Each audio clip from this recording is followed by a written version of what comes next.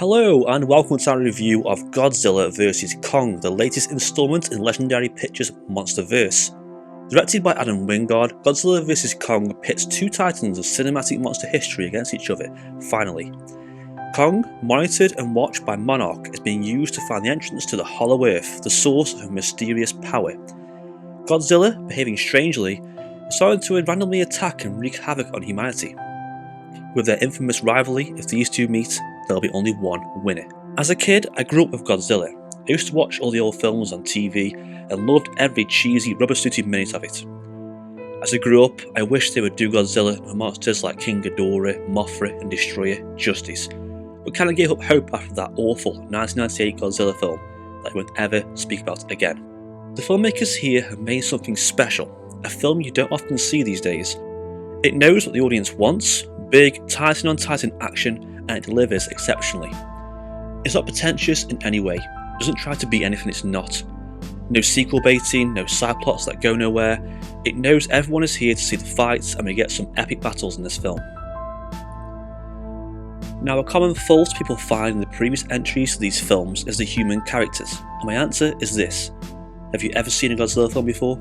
The human characters have always been paper thin, one-dimensional, serving as merely a tool to get us to where the action is. The film mostly centres around Kong, which I understand, as Godzilla doesn't really have much more to do than show up and destroy things. The human story is split into half. One side follows Monarch in their attempts to transport Kong to an entrance point in the Antarctic to find the entrance to the Hollow Earth to retrieve power for the Apex Corporation. The other follows Bernie, Madison and Josh into a conspiracy theory storyline around the Apex Company and their shady activities. This storyline I found dragged a little, at least in the first half of the film. It kind of meanders around a little bit and feels unfocused, but towards the second half of the movie, the actions link directly into the climax of the film and it comes full circle. I did, however, like the idea of having a young girl have a personal bond with Kong. It made us connect more and make it feel like a character rather than just a big beast.